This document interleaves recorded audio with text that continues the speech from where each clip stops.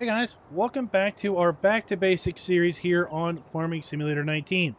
This is still part of the 100 level videos, and this is where the new player is going to learn how to play Farm Sim 19. If you're a seasoned player, then these videos are not for you. While possible, you might learn something from these videos.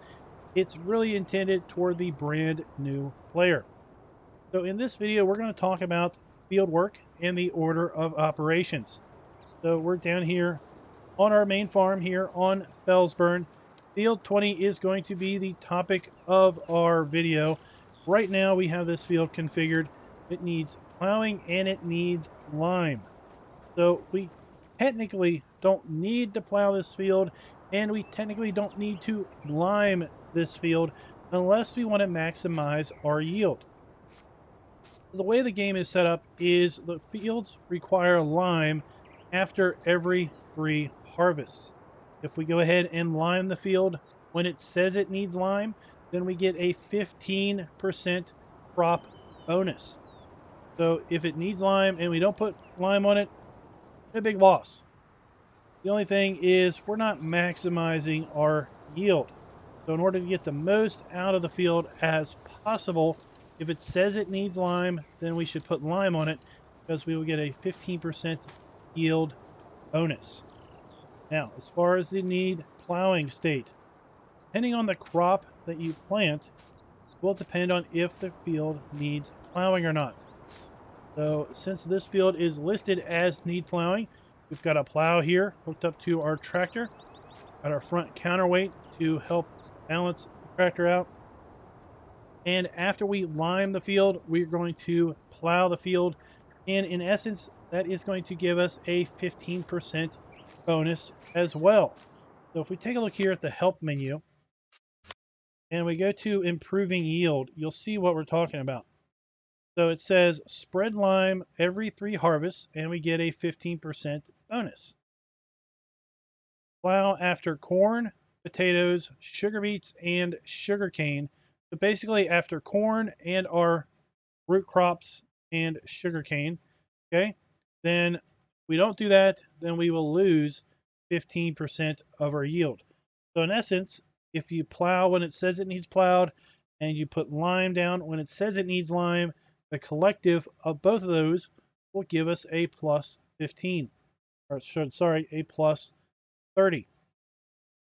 If we lime but don't plow, the plus 15 is negated by the minus 15. First thing we're going to do is we're going to put lime down on the field. Now, in-game, technically, there is no requirement that one step be done over another as far as lime versus plowing. From a practical real-life standpoint, though, what you're going to want to do is you're going to want to put lime down and then work it into the field by either plowing or cultivating.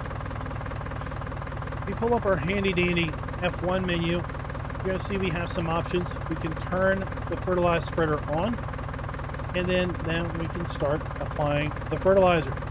You see down in the lower right, we have a kind of a white rock-looking icon. That is the icon for lime. You can see it says lime is the field type below it. We have a bar showing 100% full.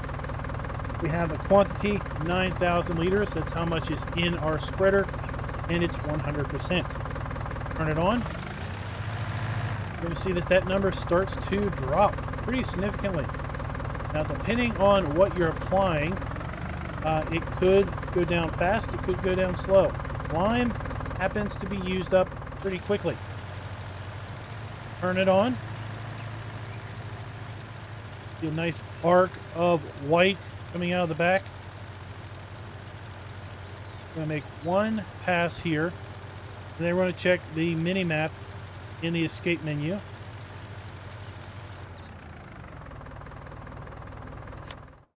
Go back here,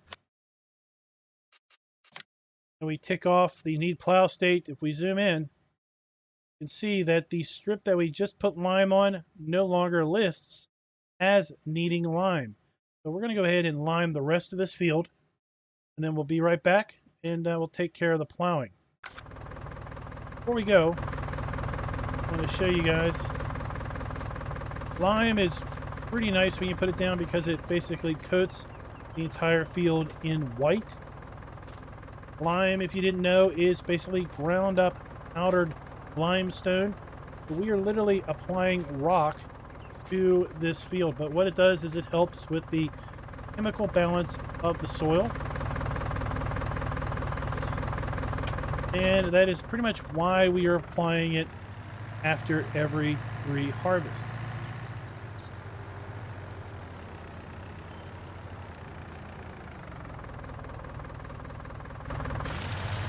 I'm going to hire a helper. I did that by pressing the H button while I was in the tractor, basically lined up. And now the hired helper is going to basically lime this field for me. You have to pay for his wages. So you can see my money is ticking down ever so slowly. There is a trade-off when you hire a helper. Like I said, we're going to lime this and then I'll be right back with you. Now our entire field is limed. See, the whole field is white. And if we look at the field info screen, see at the very bottom it says need plowing. No longer says need lime. Look at the escape menu. We're going to see it update. There's just a little strip here that we technically missed, I guess, when we were doing it by hand. But don't worry if you're not 100% perfect on that. Farmers rarely cover 100% of every field with every application anyway. The next step we're going to want to undertake is we're going to want to plow the field to get rid of the need plowing state. Once again, we're going to jump in our tractor. We hit E to enter it. And since I turned off the auto start, I need to hit enter to start and stop the engine. See that up there in the F1 menu. Enter to start the engine.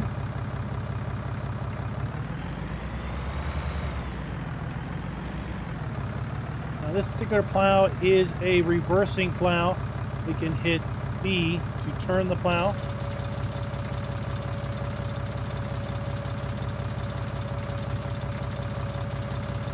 It will rotate it. Want to line it up with the edge. And now is a good time than any other time to talk about some of the other information you see. Turn this off. Some of the other information you see here in the mini map in the lower left. So down there you see some numbers. You'll see 0.7 degrees, 955, 1167. So the first digit is basically a compass. 00 is true north. So as we turn and rotate, you're going to see those angles change. So 90 degrees is going to be due east. 180 is going to be due south. 270 is going to be due west. And 00 is going to be due north. So that kind of helps you line up your fields. A lot of the standard in-game fields are going to orientate either north-south or east-west. Now that's not going to hold true for mod maps, but for the base maps, Felsborn or Ravenport, lots of your fields are basically going to line up either north-south or east or west. So if we hold that mini map up, drop our plow,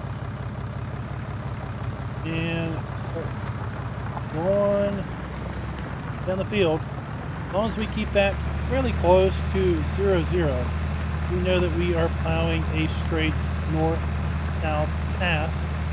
And then on our opposite pass, we're going to want to go 180 as best we can to keep her nice and straight.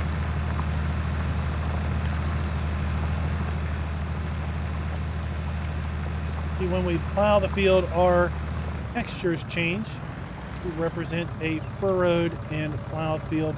Now, what you want to do is, once you get to the end of the field, you're going to want to turn the plow. It's angled the other way.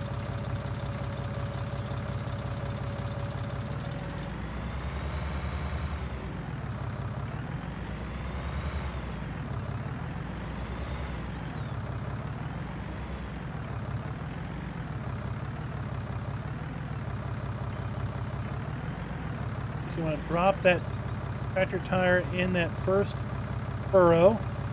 We're going to drop it down, and just for fun, we're going to hire a helper off so we can kind of talk about other things.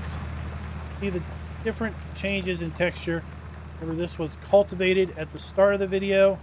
Then we put lime on it, and now we have this white texture to it. And now we are plowed. Basically, we have this furrowed general texture. You can see kind of clumps of dirt there. And you can see in the field info screen that it says nothing about needing plowed or needing lime anymore for this part of the field. Over here it says needs plowing. Here we have just, we're all good to go. I'm going to go ahead and let this plow finish its job, and I'll be back with you. So we finished plowing the field, and I wanted to show the tractor a little bit. You can see how the tractor will get dirty over time. And now we've just got some dirt along the wheels there. The entire texture of the field has now completely changed to this furrowed texture. And before we talk about cultivating, which would be the next step in field preparation, I wanted to bring up a little bit more about the plow. So plows allow you to create fields as well. So plows allow you to expand the field beyond what would normally be in the game. So let's kind of demonstrate that. I'm going to expand this field just a little bit by plowing an edge along this southern part of the field. And that is one thing that really makes Farm Sim stand out amongst lots of other games, is that you can really transform the game map to fit your own needs and fit your own requirements. So before we allow create fields, let me drop this plow down. Let's go across. And you can see we're pretty much not doing anything. Moving the grass out of the way. But other than that, we're not changing anything. Let's back it up.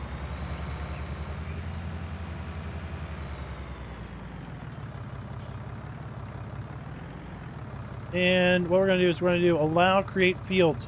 Why? So if you see up in the F1 menu, if it says allow create fields, then you are limited to fields, meaning that the plow is only going to work when it is actually in a field. If you see it say limit to fields, that means the allow create field function is activated. Now if we lower the plow down, whoa, we've instantly changed our texture, and as we drag the plow through the dirt, we are now expanding this field ever so slightly by basically plowing up the grass that was there and making the edge of the field larger.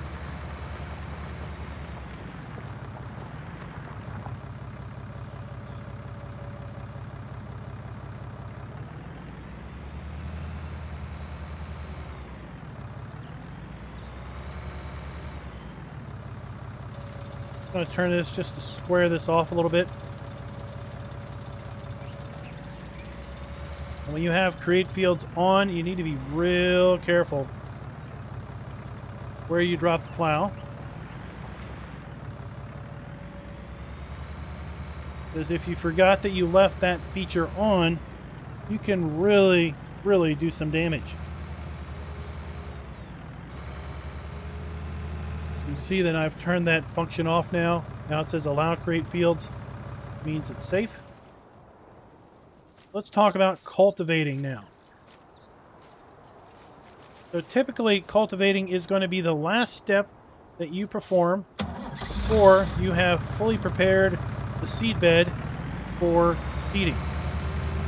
Now depending on the type of seeder or planter you have, you may not even have to do this particular step. So let's take a look in the shop. Then we hit the E button. And in the shop, we're going to go to seeders. And you may see some seeders like this one here says this machine offers the possibility to seed directly. No previous cultivating or plowing necessary. So with this seeder right here, we can just drag this seeder across a harvested field and put seed right back into the ground. Now, if this field needs plowing, we do not get a plow bonus. It will still need plowing. It will just be seeded at that point. Now, we don't want to come through after seeding and plow.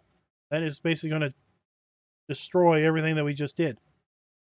We also do not need to cultivate if we use a direct seeder like this Spirit R300S. Now, it is a bit more expensive and does require a bit more horsepower than our D830, which is what we have now. This does not offer direct seeding, so we do need to cultivate the field before we can use this particular seeder. Do take note in the shop, some folks like to buy seeders that allow direct seeding.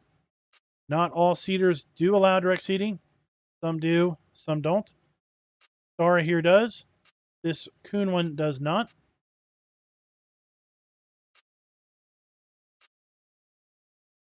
Porsche does. This Lemkin does not.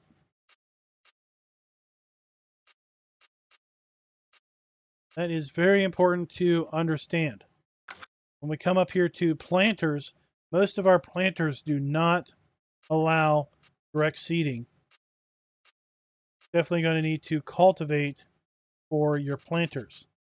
Planters will plant seed, will plant corn, sunflowers, soybean, sugar beets, and cotton, whereas your seeder is going to plant wheat, barley, oats, canola, soybeans, oilseed radish, and grass. We'll cover that more in the next video. What we want to do is we want to toggle to our cultivator. We're going to want to drop that down. Again, we're going to want to pay attention to our coordinates in the lower left mini-map. We're going to try to go 0, 0. Head as true north as possible. And once again, we're going to hire a helper just to make this process a little bit quicker. And you can see now that we have a cultivated texture here versus the plowed texture.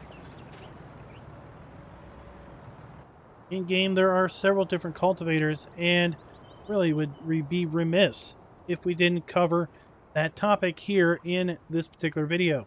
Let's go to the shop, and we're going to see that we have cultivators, disc harrows, plow harrows or power harrows, and subsoilers. All 4 of these different tool categories cultivate the ground. Just do it a little bit different way. Let's take a look at the cultivators. This is the cultivator we have, the Polymag 300.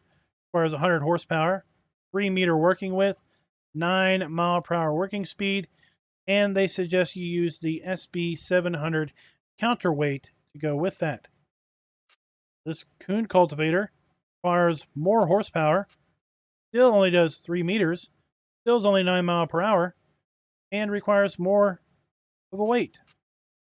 Why would I pick this one over this one? Choice. User choice. That's pretty much it. They won't cultivate in-game any better than the other one. Now, this particular cultivator is rather interesting. It both cultivates and seeds select crops at the same time. It requires even more horsepower, has 585 liter capacity for seed, 3.7 meter working width, 9 miles per hour. See, it does grass, oilseed radish, and canola. Those are the only crops that it can seed. We have the bigger version of that one, 4.9 meters. This one will fold up. 300 horsepower. Wow, that is a big jump. We have the Amazon cultivator, the horse cultivator. These things get pretty big and get pretty power hungry pretty quick. We have disc harrows. Again, these disc harrows do the same thing visually, and functionally in-game as the cultivators. They just look a bit different. Really comes down to personal preference as to which one you pick. Now, this one goes 10 miles per hour versus the cultivators, which were listed at 9 miles per hour. There are all kinds of disc harrows that go all the way up to 400 horsepower for this giant beast. But at the end of the day, it does the same job as this little polymag that we're using here in the field.